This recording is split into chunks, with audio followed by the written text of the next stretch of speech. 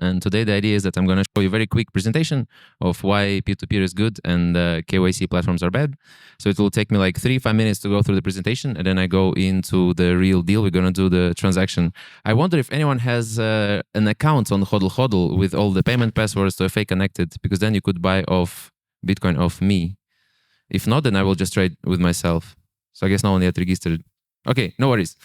So Hodl Hodl is a peer-to-peer exchange, and we work only with Bitcoin. No other coins are available. So first, let's look at the problems with the centralized exchanges, right? So obviously KYC.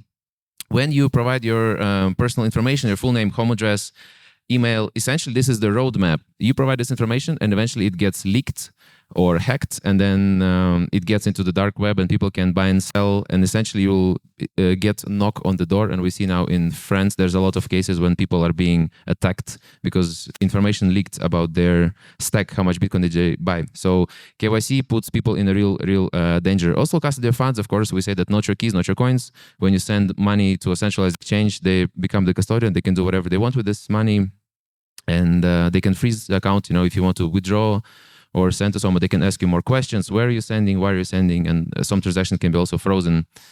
Of course, gambling, right? On exchanges, you have a bunch of different coins that, you know, most of them are rug pools. Then you have all this leverage stories. So I see centralized exchanges as mostly scams and casinos where you can leverage up.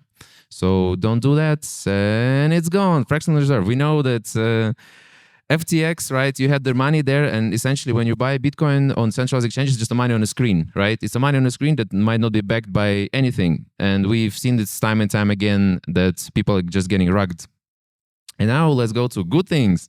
Peer-to-peer trades. Why peer-to-peer is amazing. So, of course, privacy. To register on Hodl Hodl, you just sign up with the email, and it's anonymous, then it's self-custodial. The transaction happens between two users, so it's M-Pesa to M-Pesa or any fiat. You can do cash transactions, and we are not holding the funds of the users. The funds are locked into the escrow. Also, if the government is trying to ban Bitcoin, they have like silly restrictions. Obviously, peer-to-peer is the way to go around totalitarian regimes, and that's very efficient. So, escrow. Some of you know what is 203 multisig on chain, right? So Hodl Hodl works in a way that we have buyer, seller, and Hodl Hodl, and everyone has one key. So escrow is being created. The seller deposits Bitcoin into the escrow, and it stays there. So no single party can rug you. In order to take the money out, you need two people, two keys to move Bitcoin. So this is how it works. When a seller deposits Bitcoin, buyer sends fiat, whatever, let's say M-Pesa, and then the seller has to confirm with the key, I got the money, and then the money goes. And we also now integrated Lightning, which I will show today. We're in beta, and our Lightning integration essentially works with Arcade. So when you scan a Lightning code, it converts into Arcade, it lands into multisig on Arcade, on Arc protocol, and it sits essentially in the multisig, and then when Bitcoin is released, it's being atomically swapped from Arcade back to Lightning. So for the user, they see Lightning, but on the backend, we have Arcade. You can create offers on your own terms, your payment methods. It's very transparent. You can verify transactions on chain. You can see the fees. Everything is no hidden costs. And arbitrage opportunities, because you can actually sell Bitcoin over the market and buy it cheaper. So there is this way of arbitrage. And I wouldn't be giving you a full picture of, you know, peer-to-peer if I didn't talk about disadvantages. Everything has, you know, its pros and cons. And in peer-to-peer, namely, it's low liquidity. So Bitcoin is not yet very popular. And in some currencies, in some trading pairs, let's say in Uganda, I think we don't have so many sellers that use Hodl Hodl just because like no one is using it there. So it's kind of difficult to find counterparty. Then the second thing is the risk of scammers. This wonderful gentleman actually scammed me of money. So if you know them, please tell them that it's not a good thing to do. I came to Kenya and they still have my Bitcoin. Not a big amount, but I think if we're building a bright future together, this kind of behavior should not be tolerated. So the risk of scammers is there. You have to be really mindful of what you're doing, and don't do trades and don't trust people, even if they're within the community. Yes. So like, unfortunately, some people bring shame to the local community. And then, of course, the speed. You can see that, let's say, if one person is on one part of the world, another person is in the other part of the world, and sometimes internet goes off, sometimes, you know, something happens, so then you cannot complete a trade simply because the person is offline. So that's pretty much the end of the presentation. And the key takeaways: not your keys, not your coins, right? KYC, bad, P2P good, and degenerate gambling, it's suboptimal. So don't gamble with your money, just hold it on your own keys. All right, and now demo time. So that's that. Let me just open Hodl. So I'm not going to go through the registration process. If anyone wants to register, we have a booth. Please welcome anytime to our booth. We also are giving away today some Trezor devices. So come around the booth, register. We have quite a few Trezor devices. Thank you to Trezor Academy for that. So I will show you if, let's say, I want to buy BTC. You will see the currency. Mine is set Swiss francs. I can go for Kenyan shillings. And then you can see offers here, right? So you can create your own offer. And right now I will create an offer to see to show you how it works. So I want to sell BTC on chain or Lightning. I select the exchange where the price will be fetched. Let's find Kenyan shillings. Okay. Let's say I want to sell 600 worth Kenyan shillings, fixed amount. There are more things you can select, like 24-hour access. Like those are like super nice if you want to do like close to professional trades, right? You can select your own working hours, but it's not so important for now. And payment methods, I would go for M-Pesa. So here is my phone number, right? And it's M-Pesa. Enable offer after creation, and boom. So I created offer. You can see it's now live. And if I go to buy BTC, if I select Kenyan shillings, you'll be able to see my offer.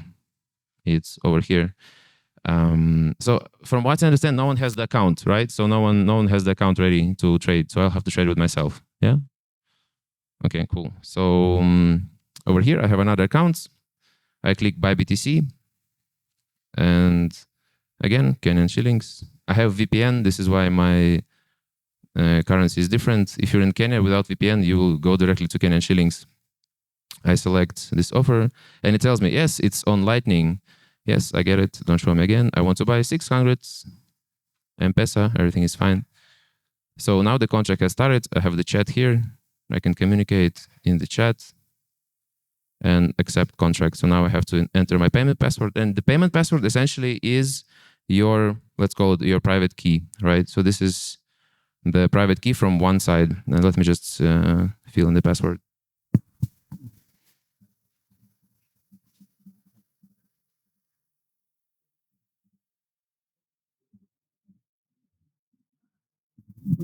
This one is confirmed. So if you're not using 2FA, I highly recommend using 2FA for literally everything. Your Twitter, your Instagram, the 2FA is the way. So this is the side of the seller who is selling, and I also have to accept this offer and provide my key. 2FA.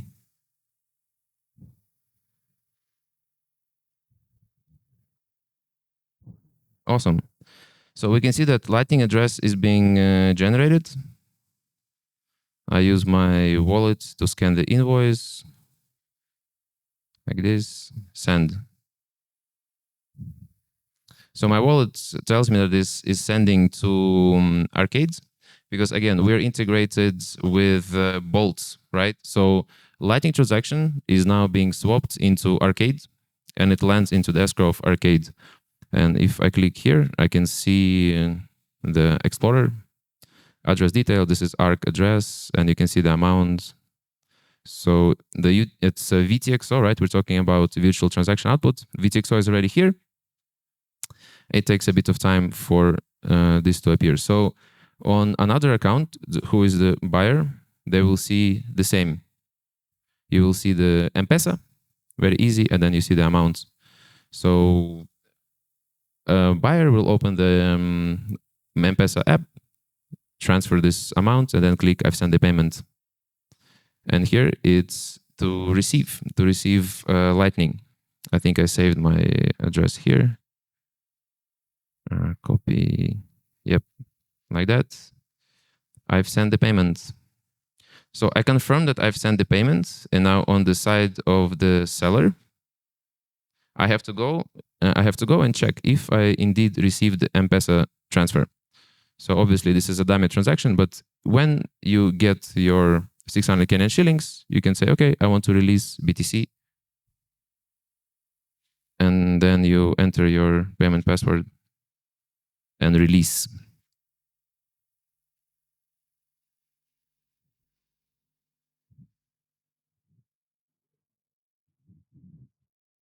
So you can see here in the Explorer, total balance is 0. It means that VTXO is being spent. It's going to Bolt's exchange, is being swapped to Lightning. And then let me check my Lightning address, my Lightning wallet. Transaction should be coming in.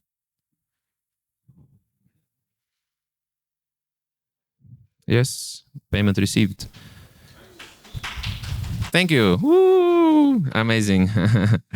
Great. So as you can see, the front end is still a bit, how to say, slow, but we're in beta. Yeah, and see, very important part is to leave the reviews because we're talking peer-to-peer. It's very important to trade with people who have a lot of reviews, a lot of good comments. And yeah, anyway, we still have, I see, around 8 minutes. So I would love to answer some questions. If you have any questions, that would be super cool. Otherwise, I can just talk for another 8 minutes about peer-to-peer. Questions, please. Super excited. Okay. Do you have to KYC to use this? Not at all. No, that's the beauty of it. If you want to register, like I said, you can go to the booth. I show you the flow. It's super easy in the way that you provide your email, your password, and then you confirm the email. When you log in, you will be asked to connect to FA. This is the biggest pain point. I see that people don't have 2FA app. You have to download Authenticator. So when you connect to FA, you're good to go. So we're not asking about your address. There's nothing like this. So that's the beauty. Obviously, if you're talking about M-Pesa, then person that you're transferring M-Pesa, they will probably know your name, right? So you're KYCing to one particular person that knows about this trade. But there is no like KYC on every user. It depends. Like you can do cash transaction, and in cash transaction, there's like 0 KYC. But then the person receiving M-Pesa, they would see who is paying. Yes. So what I'm saying is that, yes, in some payment methods, you can see the name of the person. But let's say if you do cash or if you do gift cards or if you do, let's say, Revolut, in some apps, you can do right? And your can be different. It could be like @Tony123. So you can select your like payment tag, and in Revolut you can pay towards the payment tag. It's instant settlements, and you don't expose your real name. So you need to make sure that you understand each particular payment method and what risks are associated with that. Yeah. Cool. Thank you. Yeah. No worries. Yes. More questions, please. Anything.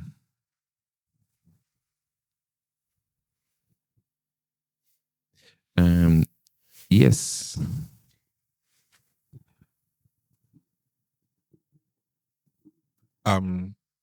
So for now, it's just the websites, no mobile apps for Odo. Not yet. Yeah, good question, because we are actually in active process of developing an app. So soon TM, it's always 2 weeks to ship. Soon TM, there will be an app. Yeah, but for now it's a website. But also I've done, I don't know, at least 10 trades yesterday on the mobile, and it works. It works. Yeah, mobile works. Awesome. In the browser. Yeah, cool. Questions? If there are no questions, I can tell you a little bit more about P2P lending, which is also amazing. Like if you have some Bitcoin and you want to borrow against the Bitcoin, or if you want to lend against the Bitcoin, we have this amazing feature called P2P lending, right? So it works in a similar way. I can click here to borrow, and I can see available offers. I can select obviously different cryptocurrencies, right? Let's say USDT on Liquid, and I can see what's happening here. So essentially what happens is that I can select any offer. And again, it works on 2 or 3 multisig. I have BTC. I put BTC as a collateral and I take the loan. I take, let's say, whatever, like 7.5K in USDT and Liquid, and I have to pay 10% APR. Again, it's it's very private, anonymous. No one is checking your credit history. Your credit worthiness is your Bitcoin. You put Bitcoin in a collateral, and this becomes the source of truth. Also here, amazing thing is that you can create offers to lend or to borrow. It's up to you. So if you want to borrow, you can select your. If you're not happy with this, you can put 5% and just wait. Someone takes it, you're happy. If not, you can slightly increase the APR.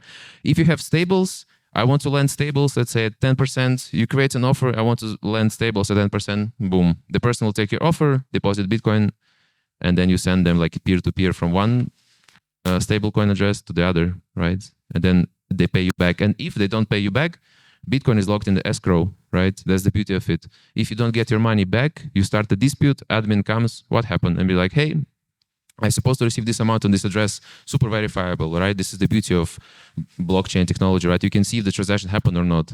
So this is my address, no money arrived.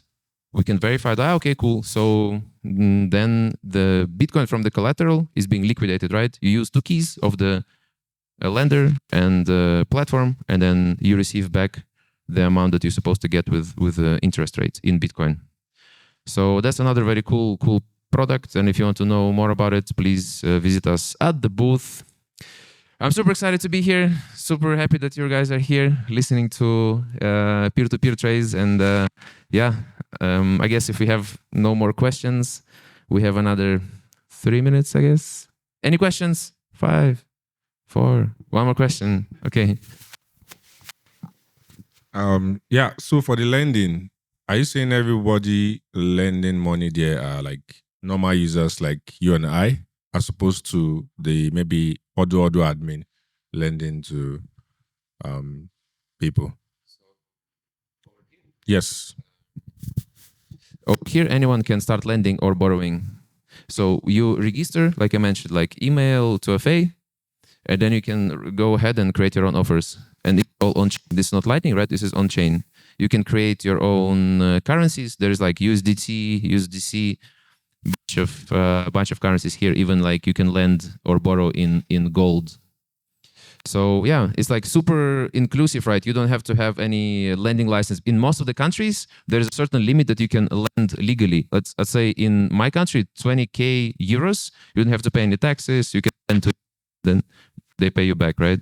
So here's the same thing. If you have some cash in USDT, you want to lend it out, literally just sign up, register, start lending. Super easy. Yeah. Cool. Okay. Question? My country, I'm from Latvia. It's Eastern Europe. Northeast of Europe, close to Russia. Yeah, there's like Baltic states. We have a Baltic Honey Badger event. So next year we're celebrating 10-year anniversary. Come to Latvia. We had Jack Dorsey, we have Adam Beck. Thank you. Hey, you've been to Riga, I remember. Yeah. Awesome. Thank you so much.